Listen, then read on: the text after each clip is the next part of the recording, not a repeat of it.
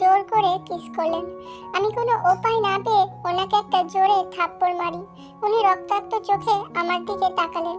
আমি আর ওখানে থাকি না, দৌড়ে তার রুম থেকে বের হয়ে দ্রুত পায়ে বাসায় চলে আসি। বুঝলেন না তো কিছু? তাহলে শুনুন, আমি কিম তেয়ং, বাবা মায়ের একমাত্র মেয়ে। আর আমার বসের নাম জিওন জংকুক, দ্য গ্রেট ফালতু ম্যান। আমি ওনার অফিসে কিছুদিন হলো জয়েন করেছি। আমি সবসময় বোরখা আর হিজাব পরেই থাকি। স্যার কখনো আমার দিকে অন্য দৃষ্টিতে তাকাননি। ইনফ্যাক্ট অন্য দৃষ্টিতে কেন, উনি কখনোই আমার দিকে সেভাবে তাকায়নি। এমনকি ওনার কোম্পানির কোনো এমপ্লয়ের দিকে ঘুরেও তাকান না। এই কোম্পানিতে আমার নিউ জয়েন করা হলেও আমার একটা ফ্রেন্ড জিমিন আমাকে ওনার বিষয়ে আগে থেকেই বলতো। সে আমার আগে থেকেই এখানে জব করে, যে আমার 1 বছরের সিনিয়র। তবে আমরা কেউ কাউকে তেমন মনে করি না যে ও বড় আর আমি ছোট। তুই বলেই দুজন দুজনকে ডাকি। যাই হোক, উনি দেখতে খুব স্মার্ট আর হ্যান্ডসাম। জিমিন তো ওনার ওপরে পুরোই ক্রাশ খেয়েছে সেই প্রথম দিন থেকেই। উনি দেখতে এমন, উনি দেখতে অমন। ওনার স্টাইল, ওনার অ্যাটিটিউড, এই সব কিছুর জন্য পুরো কোম্পানির মেয়েরা ওনার উপরে ক্রাশ খেয়ে বসে আছে। আমি ওকে থামিয়ে দিয়ে বলতাম, ব্যাস ব্যাস হয়েছে, এত প্রশংসার করার কোনো দরকারই নেই। কিন্তু যখন ওনার অফিসে নিজের যোগ্যতায় জয়েন করলাম, সেদিন ওনাকে ভালো করে পর্যবেক্ষণ করলাম।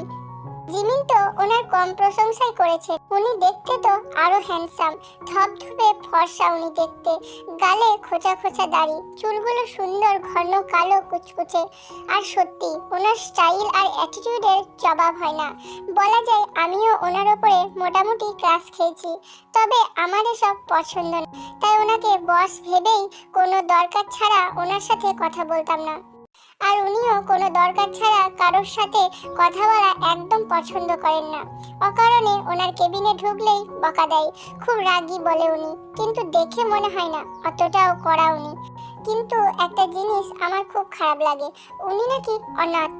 ওনার কেউ নেই এই পৃথিবীতে। যাই হোক, আমার জব করার 1 মাস পরেই জানতে পারলাম কয়েকদিন পরেই ওনার জন্মদিন, আর খুব বড় করে তা পালন করা হয়। পুরো কোম্পানির সবাইকে ইনভাইট করেন। আজকে ওনার জন্মদিন, তাই কোম্পানির সবাইকেই ইনভাইট করেছেন। আমার ফ্রেন্ড জিমিন খুব জোর করলো আজকে বোরখা ছাড়া আসতে। বললো প্রতিদিনই তো বোরখা পরিস, আজ অন্তত একটু সেজে গুজে আই প্লিজ। তাকে অনেক বোঝালাম, কিন্তু শেষমেশ পরে রাজি হলাম।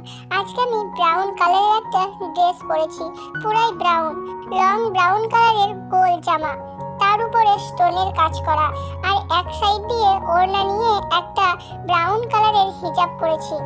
দেখে মনে হচ্ছে ব্রাউন পরি। নিজেকে বলে হাসলাম। আর একটু সেজেছি, চোখে হালকা কাজল, ঠোঁটে গোলাপি কালারের লিপস্টিক, আর কপালে সাদা টিপ, সাথে একটু ব্রাইট মেকআপ। যাই হোক, আম্মু আমায় দেখে বলল, তুই রেডি? ওকে, সাবধানে যাস, কারোর নজর যেন না লাগে। আমি মজা করে বললাম, দেখে তো লাগছে তোমারই নজর লেগে যাবে। আম্মু হেসে বলল, পাগল মেয়ে একটা, মায়েদের কখনো নজর লাগে না। সাবধানে যাস, আর পারলে তাড়াতাড়ি আসিস। কখন ফিরবি? জানি না তো, দেখি জিমিন যখন আসবে ওর সাথেই আসবো, তুমি চিন্তা করো না। রাতে ডিনার করে নিও। বাই বলেই আম্মুকে জড়িয়ে ধরে গালে একটা চুমু দিয়ে চলে আসলাম। সন্ধ্যার পরে পার্টি। একটা সুন্দর দেখে ফুলের তোড়া কিনে একটা রিক্সা নিয়ে চলে গেলাম। প্রায় অন্ধকার হয়ে গেছে চারপাশ। পার্টিতে যেতেই জিমিন আমার কাছে এসে বলল, আমি ঠিক দেখছি তো, এটা তুই? কে? এত ঢং করার দরকার নেই, আমায় দেখতে কেমন লাগছে সেটা বল। সত্যি বলছি, এই অবস্থায় যদি কেউ তোকে দেখে, তোর উপরে প্রায় ক্রাশ খাবে। ওকে, এত পাম দেওয়া লাগবে না। স্যার কোথায় সেটা বল। এই ফুলের তোড়াটা কি স্যারের জন্য? হ্যাঁ। অনেক সুন্দর, আশা করি স্যারের পছন্দ হবে। এদিকায় বলেই আমাকে নিয়ে গেল স্যারের কাছে। প্রতিদিনের মতোই আজকেও স্যারের সেই স্টাইল মিস নাই। আজকে উনি পুরাই ব্ল্যাক কালারের সব পরেছেন। ব্ল্যাক শার্ট, ব্ল্যাক কালারের ব্লেজার, তার উপরে ব্ল্যাক কালারের কোট আর ব্ল্যাক প্যান্ট। হায় রে, ওনাকে দেখে আর কি বলবো। যাই হোক, তবু ওনাকে দেখতে অনেকটা হ্যান্ডসাম লাগছে। আমি গিয়ে ওনাকে উইশ করলাম, হ্যাপি বার্থডে স্যার বলেই তার হাতে ফুলের তোড়াটা দিলাম। জানি না স্যার কি হলো, উনি আজকে অবাক দৃষ্টিতে আমার দিকে কিছুক্ষণ তাকিয়ে থাকলেন, তারপর আমার হাত থেকে ফুলের তোড়াটা নিয়ে বললেন, থ্যাংক ইউ সো মাচ তে। আমি শুধু একটা মুচকি হাসি দিয়েই ওখান থেকে চলে আসলাম। স্টেজে একজন বক্তৃতা দিচ্ছে, এক এক করে সবাই স্যারের কথাই বলছে। কিছুক্ষণ পরে সবাই স্যারকে স্টেজে ডাকছে গান গাওয়ার জন্য, কিন্তু স্যার রাজি না। বলছে, প্রতিবার তো আমি গান গাই, এবার তো অন্য কেউ গান শোনা। কিন্তু কেউ রাজি না। সবার কথা আপনার বার্থডেতে আপনার গান না হলে জমে।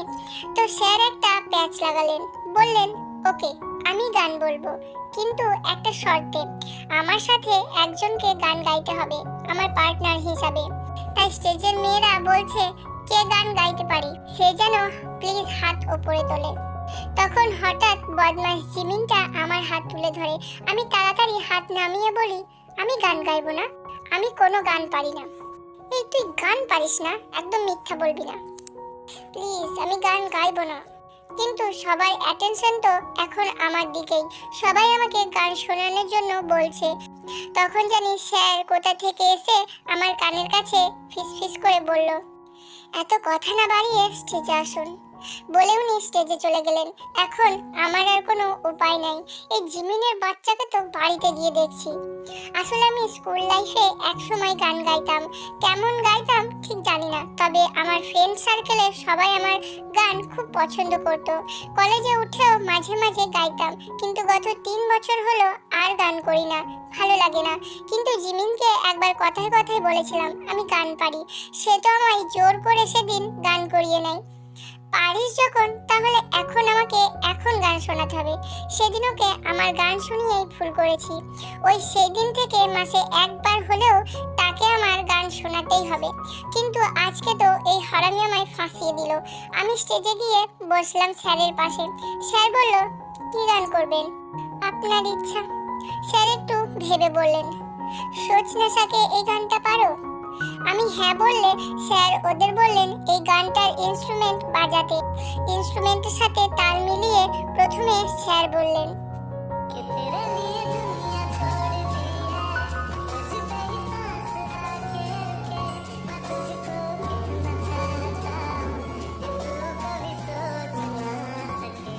উনি সত্যিই অনেক সুন্দর গান করেন।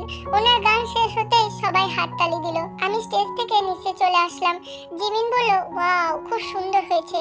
আমি ওকে অনেকটা ভয় দেখানোর জন্য বললাম, ও তাই না, বাসায় গিয়ে বোঝাচ্ছি কেমন হয়েছে। আরে আমি আবার কি করলাম, কি করেছিস সেটা পরে বুঝবি। তখন স্যার এসে আমায় বললেন, আপনি তো খুব সুন্দর গান করেন।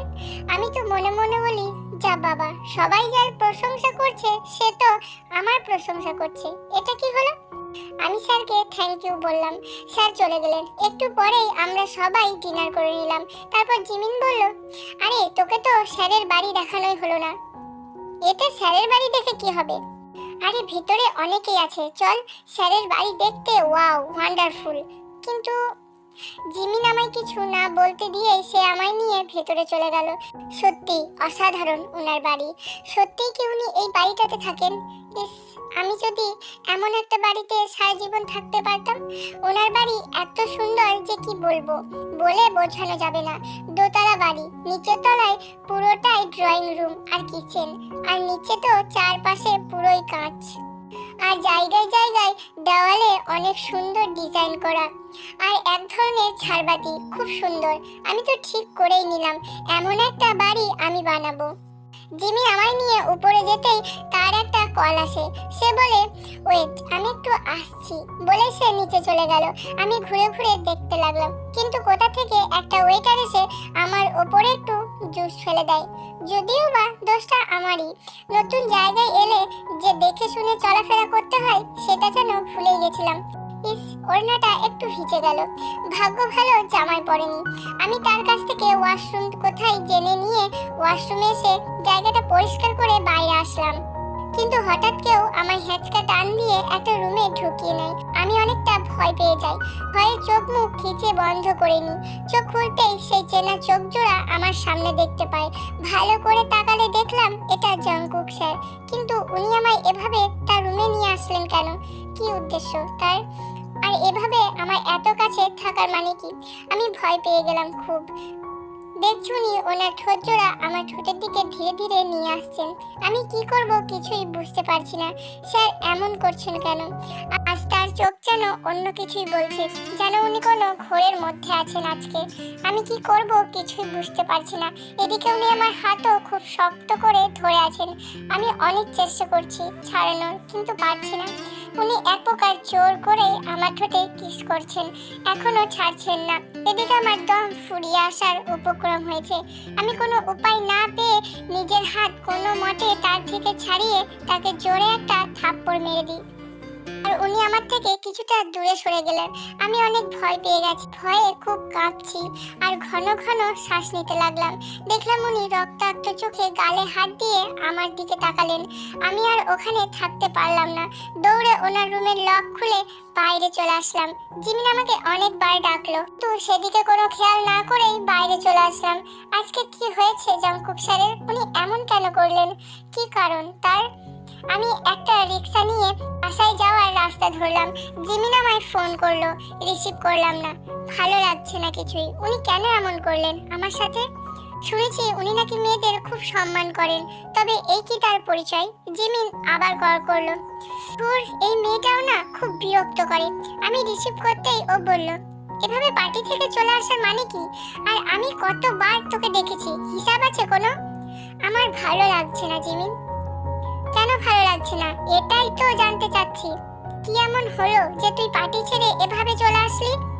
এমনি ভালো লাগছে না তাই রাখছি বলেই কলটা কেটে দিই। আবার এই মেয়েটা আমায় কল করে। খুব রাগ উঠছিল, ইচ্ছা করলো ফোনটা ভেঙে দিই, কিন্তু এই ফোনটা আমার কষ্টের টাকার, তাই ফোনটা সুইচ অফ করে রেখে বাসায় চলে আসলাম। আম্মু আমায় দেখে বলল, কতবার কল করলাম, কত চিন্তায় পড়ে গেছিলাম জানিস? কল কেন যায় না? ফোনে চার্জ নেই তাই বন্ধ হয়ে গেছে। মিথ্যা বললাম, তা না হলে আম্মু আরো প্রশ্ন করত। আম্মু আমায় ভালো করে দেখে বলল, চার্জ কেন থাকবে না? খেয়াল থাকে না? আর তোকে দেখে এমন লাগছে কেন? আমার গালে হাত দিয়ে বলল, আমি খুব টায়ার্ড মা, ঘুম পাচ্ছে, গুড নাইট বলেই নিজের রুমে এসে দরজা লক করে কান্না করতে লাগলাম। কেউ কখনো আমার সাথে এমন বাজে কাজ করেনি, তবে স্যার কিভাবে আর কেন আমার সাথে এমন করতে পারলেন? আমি কান্না করতে করতে না জানি কখন ঘুমিয়ে পড়েছি। পরের দিন উঠে রেডি হয়ে গেলাম অফিসের জন্য, কারণ এখন যদি হঠাৎ বলি আমি চাকরিটা ছেড়ে দেব, তবে আব্বু আম্মু এক গাদা প্রশ্ন আমার দিকে ছুড়ে দিবেন। এসব প্রশ্নের উত্তর দিতে আমি মোটেও প্রস্তুত না। আমি চাই না তারা কাল রাতের বিষয়ে কিছু জানুক। অফিসে গিয়ে ফোন অন করলাম। আমায় দেখে জিমিন আমার কাছে এসে বলল, এই তোর কি হয়েছে বলতো? কাল এভাবে পার্টি থেকে চলে আসা, আবার সারা রাত ফোন অফ করে রাখা। আমার একদম হজম হলো না। আমি আর নিজেকে সামলাতে পারলাম না। তাকে এক প্রকার জড়িয়ে ধরেই কান্না করে দিলাম। সে আমাকে শান্ত করার জন্য আমাকে জড়িয়ে ধরে বলল, কি হয়েছে, এনিথিং রং? আমি তাকে বললাম, আমি আর এই চাকরিটা করতে পারবো না রে। জিমিন অবাক হয়ে বলে, কেন, কি হয়েছে? তুই কি প্লিজ আমায় বলবি? খুব টেনশন হচ্ছে যে। আমি আর কিছু গোপন রাখতে পারলাম না, তাকে সব ঘটনা খুলে বলি। সে তো সব কথা শুনে অনেকটাই অবাক। সে বিশ্বাস করতেই রাজি না যে জংকুক স্যার আমায় জোর করে কিস করেছেন। সে বলল, স্যার কি সত্যিই তোকে কিস করেছে? আমি কাঁদো কাঁদো চোখে তার দিকে তাকিয়ে বললাম, তোর কি মনে হয় আমি তোকে বানিয়ে বানিয়ে সব মিথ্যা বলছি? আর আমার এমন মিথ্যা বলে কি লাভ?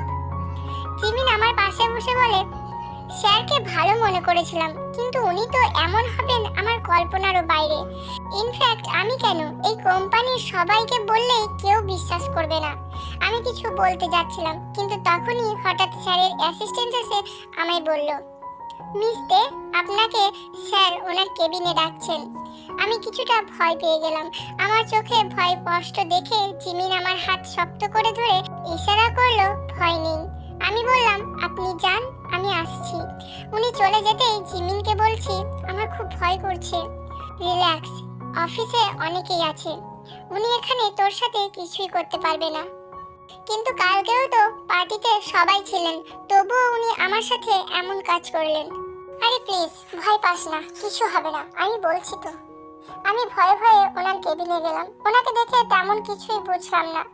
উনি 2 দিন আগে আমায় যে ফাইলটা দিয়েছেন সেটা চাইলেন। আমি যেতেই জিমিন বলল, কি হয়েছে, এনিথিং রং? নাথিং বলে সেই ফাইলটা নিয়ে তার কেবিনে গেলাম। ওনাকে ফাইলটা দিয়েই চলে আসলাম। ওনার কোনো রিয়াকশন দেখলাম না। আমি এসে আবার বসতেই জিমিন বলে, কি হয়েছে তোর বলতো? একবার স্যারের কেবিনে এমনি যাস, তো একবার ফাইল নিয়ে। সত্যি সব ঠিক আছে তো? সব ঠিক আছে, আবার নিও মানে? ওনার এই নিস্তব্ধতা আমাকে খুব বিরক্ত করছে, যেন পূর্বঝড়ের কোনো ইঙ্গিত। কেন কিছু করেননি যখন উনি, তখন হয়তো সব ঠিক আছে। আর আমার কি মনে হয় জানিস, উনি হয়তো কাল একটু ড্রিঙ্ক করেছিলেন, তাই তখনই সব করে ফেলেছেন। তুই আর কিছুদিন দেখ, আর এখন চাইলেই তো আর জব ছাড়তে পারবি না। বাসায় কি বলবি? সেটাই তো ভাবছি। একটু ঠান্ডা মাথায় চিন্তা কর। আমি আর কিছু বললাম না। ঠান্ডা মাথায় চিন্তা করার মতো সময় নেই। আমি চাকরিটা ছাড়বই, এটা ফাইনাল। কিন্তু কি বলবো এটাই এখন ভাবার, কারণ স্যারকে আমার আর কোনো বিশ্বাস নেই। দুপুরে লাঞ্চ করলাম, অনেক ভাবলাম, না আর পারবো না এই জব করতে। কিন্তু কি বলবো বাসায়, এটাই এখন ভাবছি। পরের দিন আমি আজকে ভেবে এসেছি স্যারকে রিজাইন লেটার দিবই। বাসায়ও বলে দিয়েছি আমি আর এই চাকরি করব না। বাবা প্রশ্ন করছিল কেন করব না, কি কারণে, প্রবলেম কোথায়, এত সুন্দর চাকরি ইত্যাদি। কিন্তু মা এক পায়ে রাজি, বললেন ভালোই তো, এত চাকরি করার দরকার নেই, একটা ভালো ছেলে দেখে বিয়ে দিয়ে দাও। আমার এসব আর ভালো লাগছে না। রাত করে বাড়ি ফেরা, পাড়ার লোকে কি কি সব বলে। মা তুই ঠিক সিদ্ধান্ত নিয়েছিস, ভালোই হয়েছে, কিন্তু আমি যে এখন বিয়ে করতে চাই না। যাই হোক, আগে চাকরিটা তো ছাড়ি, তারপর দেখব। তাই বাসা থেকে প্রস্তুতি নিয়েই আসলাম। কথা অনুযায়ী স্যারের কেবিনে গিয়ে রিজাইন লেটারটা দিলাম। স্যার আমার দিকে না তাকিয়েই বললেন, এটা কি? আমি কাঁপা কাঁপা কণ্ঠে বললাম, রিজাইন লেটার। স্যার এবার ল্যাপটপ থেকে চোখ সরিয়ে আমার দিকে তাকিয়ে বললেন, কেন? আমি আর এই চাকরিটা করতে পারবো না। আপনি হয়তো কোম্পানির রুলস ভুলে গেছেন। আপনি এভাবে হঠাৎ চাকরি ছাড়তে পারবেন না। আগে আপনাকে আমাদের কোম্পানির জন্য একটা দায়িত্ববান এমপ্লয়ি খুঁজে দিতে হবে। তা না হলে তার আগে আপনি চাকরি ছাড়তে পারবেন না। এগ্রিমেন্টে তো এটাই লেখা ছিল, দেখেননি? আর চাকরিটা যদি করতে না চান, তবে একটা যোগ্য কারণ দেখান যে আপনি কেন চাকরিটা করতে পারবেন না। তবেই আমি আপনার রিজাইন লেটার অ্যাকসেপ্ট করব, তাছাড়া না। আমি তো সত্যিই এগ্রিমেন্ট খেয়াল করিনি, এখন কি করব? আর যোগ্য কারণ আপনার জন্যই তো। কেন এমন করেছেন আমার সাথে? কি করেছি আমি? আমি রাগে গজগজ করতে করতে ওনার কেবিন থেকে বের হয়ে আসলাম। আমায় দেখে জিমিন বলল, এই তোর হাতে এটা কি? আর এত রেগে আছিস কেন? রিজাইন লেটার, কিন্তু ওই বজ্জাত অ্যানাকোন্ডা স্যার অ্যাকসেপ্ট করলো না। রিজাইন লেটার স্যার অ্যাকসেপ্ট করলো না, কিন্তু কেন? অ্যাকসেপ্ট করলে আমার উপরে টর্চার করবে কিভাবে? বাট স্যারকে একটা জোশ নাম দিয়েছিস তো, বজ্জাত অ্যানাকোন্ডা। আমি তার দিকে রেগে তাকিয়ে বললাম, এদিকে আমার রাগ হচ্ছে আর তুই হাসছিস। তোর সাথে আর কোনো কথা বলবো না আমি। বলেই ওয়াশরুমে চলে আসলাম। মুখ ধুয়ে বের হয়ে এসে কাজে মনোযোগ দিলাম। কিন্তু এই জিমিনটাও না আমায় খুব বিরক্ত করছে। কেন যে ওর পাশের চেয়ারে আমায় দিয়েছে। আমি কোনো মতে কাজ শেষ করে বাসায় আসতেই অনেক অবাক। এ কি, জংকুক স্যার আমার বাসায় কি করছেন? আর ঠিকানা পেলেন কিভাবে? ধুর, আমিও না কি সব ভাবছি। কোম্পানিতে জয়েন করার সময়ই তো ওখানে আমার অ্যাড্রেস দেওয়া আছে। কিন্তু প্রশ্ন হলো উনি চিনলেন কিভাবে, আর উনি এখানে কি করতে এসেছেন? আমায় দেখে আম্মু আমাকে তার সামনে নিয়ে গেল। আমি অনেকটা অবাক তাকে দেখে। পাশে থাকা একজন বলল, ওদের একসাথে একটু কথা বলতে দিন, যদি কোনো কথা থাকে। জংকুককে আম্মু পাশের রুমে যেতে বলল, আর আমাকেও। আমি তখন আম্মুকে ফিসফিস করে বললাম, আম্মু এসব কি, আর উনি এখানে কি করছেন? এসব পরে হবে, আগে ওনার সাথে কথা বল গিয়ে, যা। কিন্তু আম্মু, আমি কেন ওনার সাথে কথা বলবো? বেশি কথা বলতে মানা করেছি, যা ওই ঘরে। আমি অসহায়ভাবে আম্মুর দিকে তাকালাম, কিন্তু আম্মু কোনো পাত্তাই দিল না। ওই রুমে গিয়ে দরজা ফিরিয়ে দিলাম, যেন কেউ কথা না শুনতে পায়। তারপর স্যারকে বললাম, আপনি এখানে কি করছেন? কি চান আপনি? আমি এখানে কি করছি তা একটু পরেই জানতে পারবে। আর আমি তোমাকে চাই। মানে? রিজাইন লেটার নিয়ে আমার থেকে দূরে থাকতে চেয়েছিলে না? এবার দেখো আমি কি করি। তোমাকে আমার সাথে সারা জীবন থাকতে হবে। সামান্য একটা কিস করার জন্য আমাকে থাপ্পড় মেরেছিলে। এবার বুঝবে তুমি কার শরীরে হাত দিয়েছো। বলে উনি চলে গেলেন। আমি বিছানায় বসে ভাবতে লাগলাম, এসব কি হচ্ছে আমার সাথে, আর কেন হচ্ছে? আমি ওই ঘরে গিয়ে যা শুনলাম তার জন্য মোটেও প্রস্তুত ছিলাম না। বলছে আমার আর জঙ্কুক স্যারের বিয়ের কথা। আর এখনই এই মুহূর্তে আমার তো জ্ঞান হারানোর মতো অবস্থা। আমি আম্মুকে পেছন থেকে আস্তে করে ডেকে বললাম, আম্মু, তোমার সাথে আমার একটু কথা আছে। আম্মু ওই ঘরে আসলে আমি তাকে বলি, আম্মু আমি এই বিয়ে করব না। কেন করবি না? কি কারণ? আমি এখন কি করে বলি সেই রাতের কথা? তাই আম্মুকে বললাম, আম্মু উনি আমার অফিসের বস। বস তো কি হয়েছে? আর এত ভালো সম্বন্ধ কেউ মানা করে? তোর বাবার তো খুবই পছন্দ হয়েছে। কিন্তু বাবা এসে বলে, কি হচ্ছে এখানে? দেখো তো, তোমার মেয়ে বিয়ে করতে চাচ্ছে না, এত ভালো একটা সম্বন্ধ মানা করে দিচ্ছে। তুমি যাও, আমি ওর সাথে কথা বলছি। আম্মু চলে গেলে আব্বু আমায় বলে, কি হয়েছে মা, বিয়ে করতে চাও না কেন? বাবা উনি আমার কোম্পানির বস। এটাই তো, তুমি জব করতে চাও না, আমরা তো তোমায় তেমন জোর করলাম না। এখন আমরা চাই তুমি এই বিয়েটা করে নাও। জঙ্কুক অনেক ভালো ছেলে মা। আমার গালে হাত রেখে বাবা কথাটা বলে চলে গেলেন। আমি বাবার কথাই আর না করতে পারলাম না। বাবা তো আমার কাছে সেভাবে কিছুই চাইনি, আর আমি বাবাকে খুব ভালোবাসি, তাই একটা কথাও ফেলতে পারি না। কিন্তু ওনাকে কিভাবে বিয়ে করব? যাই হোক, এসব পরে আমাদের বিয়ে হয়ে গেল। এখন কি হবে? জঙ্কুক সবার থেকে আমাকে বিদায় নিয়ে চলে আসলো তার বাড়িতে। আমি আম্মু আব্বুকে জড়িয়ে ধরে ইচ্ছা মতো কান্না করলাম। কেউ জানে না আমার বিয়ের কথা। কথা আছে কয়েকদিন পর বড় করে অনুষ্ঠান করবে।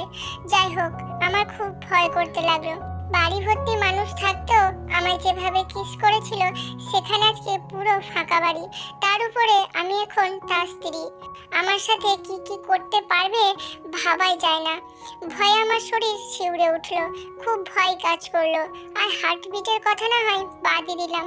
উনি আমাকে একটা রুমে রেখে চলে গেলেন। ভেবেছিলাম বাড়িতে কেউ নেই, কিন্তু কয়েকজন মেয়েকে দেখে একটু আশ্বাস পেলাম। কিন্তু এরা কারা? এদের মধ্যে একজন আমায় বলল, ম্যাম আপনি ড্রেসটা চেঞ্জ করে আসুন আগে। আমি বিছানায় তাকিয়ে দেখলাম সব বিয়ের সাজ পোশাক। বুঝলাম এরাও এখানে থাকবে না, হয়তো বিউটি পার্লারের লোক আমায় সাজাতে এসেছে। আমি বিছানায় থাকা গোল্ডেন কালারের লেহেঙ্গাটা নিয়ে ওয়াশরুমে চলে গেলাম। খুব কান্না পাচ্ছে, তবুও লেহেঙ্গাটা পরে বাইরে গেলাম। সবাই আমাকে সুন্দর করে সাজাতে লাগলো, তবে মেকআপ হালকা করেছে। চুলে খোপা করে বেলি ফুলের মালা দিয়েছে, সাথে সব জুয়েলারি। অনেক সুন্দর লাগছে নিজেকে দেখতে। কিন্তু এই সৌন্দর্য যেন আমার কাল হলো এমন লাগছে। আমাকে তারা পাশের রুমে রেখেই বাইরে চলে গেল। ভালো করে দেখলাম এটা সেই রুম যেই রুমে স্যার আমাকে জোর করে কিস করেছিলেন। কিন্তু সেই দিন এই রুম আর আজকের এই রুম বিশাল তফাৎ। আজকে অনেকটা সুন্দর করে ফুলে সাজানো রুমটা, আর জায়গায় জায়গায় মোমবাতি। প্রায় অন্ধকার হয়ে আছে রুমটা দেখতে। সবকিছু আবছা দেখা যাচ্ছে। আমার খুব ভয় হতে লাগলো। আমি দরজাটা হালকা ফাঁক করতে দেখলাম স্যার ওদের বিল মিটিয়ে দিতেই সবাই চলে গেল। এখন বাড়িটা একদম ফাঁকা, শুধু আমি আর স্যার ছাড়া আর কেউ নেই এখানে। আমি দরজাটা ফিরিয়ে দিয়ে বিছানায় এসে বসে পড়লাম। খুব ভয় করছে আর কান্না পাচ্ছে, কারণ যে মানুষটা বিয়ের আগেই এমন করতে পারে, সে বিয়ের পরে কি কি করতে পারবে এটা কল্পনারও বাইরে। খুব ভয় লাগছে। আমি বিছানায় বসেই কান্না করতে লাগলাম। হঠাৎ দরজা খোলার শব্দে আরো গুনগুন করে কান্না করতে লাগলাম। স্যার দরজা লক করে এসে আমার সামনে দাঁড়িয়ে বলল, এভাবে কান্না করে কোনো লাভ নেই।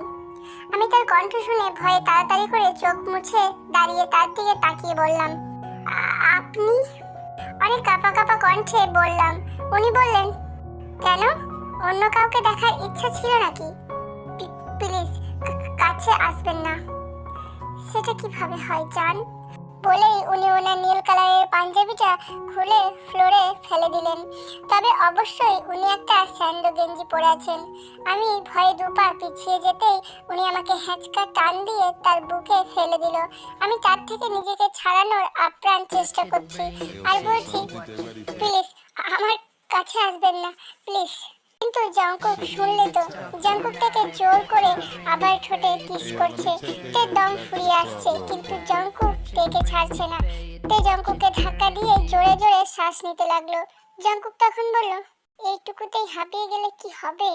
বলেই তেকে জোর করে কোলে তুলে বিছানায় ফেলে দিল। তে জঙ্কুকের থেকে নিজেকে ছাড়ানোর অনেক চেষ্টা করেছে, কিন্তু জঙ্কুকের কাছে তের ধাক্কা কিছুই না। জঙ্কুক তেকে ছাড়ে না। তে দুই হাত শক্ত করে ধরে আছে। তে যত ছটফট করছে, জঙ্কুক তত হার্ডভাবে তেকে কিস করছে। এতক্ষণ জঙ্কুক রাগের বশে সবকিছু করলেও এখন সে উন্মাদ হয়ে গেছে তেকে নিজের করে পাওয়ার। জঙ্কুক তের পুরো শরীরে কিস করছে আর একটু একটু করে তেকে আনড্রেস করছে। তে লজ্জায় নিজের চোখ বন্ধ করে আছে আর এক তালে কান্না করে চলেছে। জঙ্কুক তের ব্লাউজটা খুলতে নিলেই তে জঙ্কুককে বাধা দেয়। প্লিজ আমাকে ছেড়ে দিন, প্লিজ এমনটা করবেন না।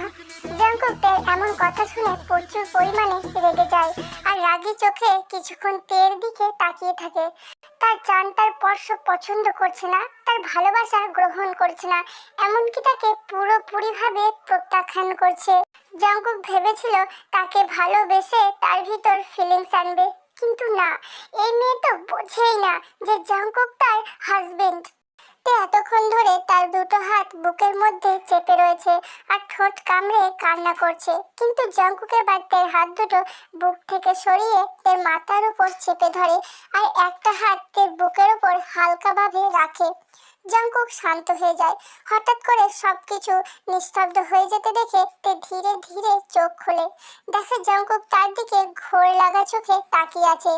তেকে তাকাতে দেখে জঙ্কুক একটা ডেভিল স্মাইল দেয়, যেন এর অপেক্ষাতেই ছিল সে।